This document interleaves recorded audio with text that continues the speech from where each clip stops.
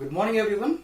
I am going to solve some of the questions of MCQ tech, means find the output, and in these all questions I will find output as well as if there will be any error, that also we will find out.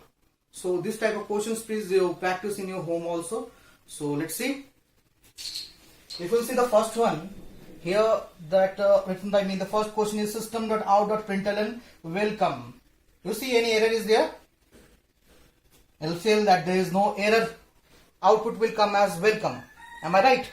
No, that is wrong. What is missing here? Semicolon. And this is the type of syntax error. This type of questions I will give in the next exam. So this is which type of error? Syntax error. What is missing? Semicolon missing. This one, the first line of your programming, class 24AB. So 24AB, any mistake? We can write class name like this. No, class name will never start with the integer value.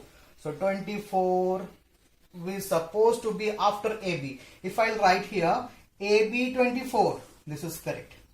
But if I will write 24AB, means if I will start by integers, then this is also a type of error.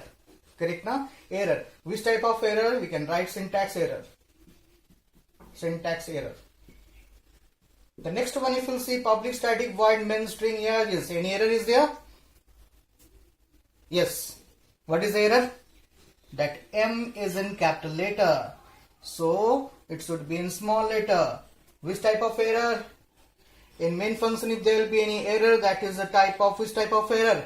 That is runtime error. And that I explained you during the definition of different types of errors, that topic.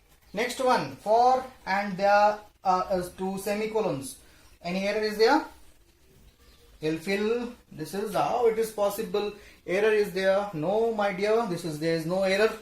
This we can write, and this loop is called as infinite loop.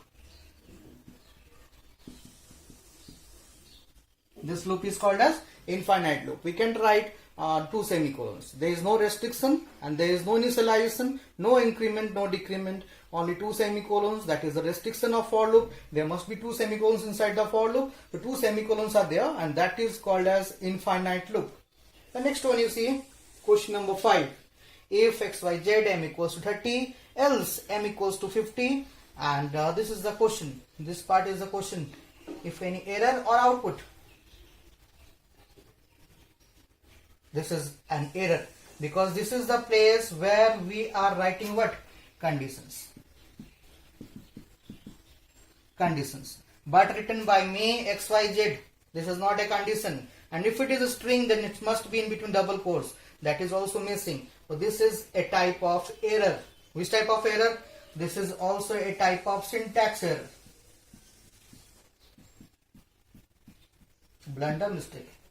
Next one. System.out.println char 66.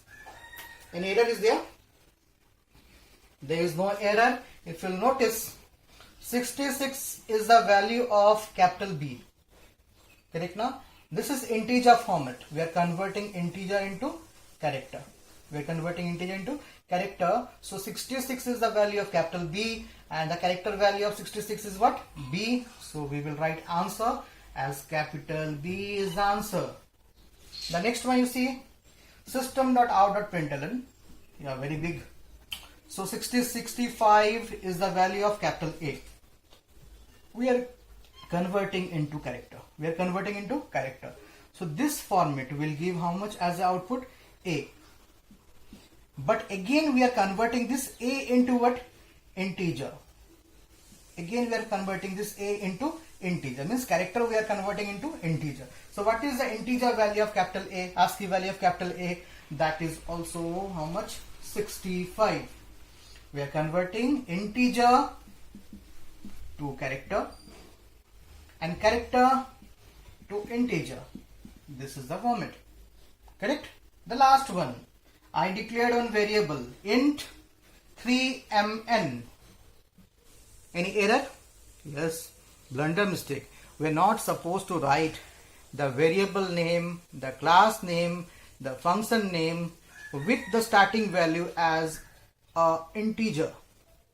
If I will write an integer and I will write the variable name, that is blunder mistake. This is a type of syntax error. Like that, if you will see many types of error. For example, if I will write int and if I will write 24, wrong. Int and if I will write asterisk b, wrong. If I will write int b24, now this is correct. If I will write int and if I will write b minus, that is hyphen c, this is wrong. Okay, now, and if I will write int a underscore c, then this is correct. Means underscore is correct, but hyphen sign is wrong.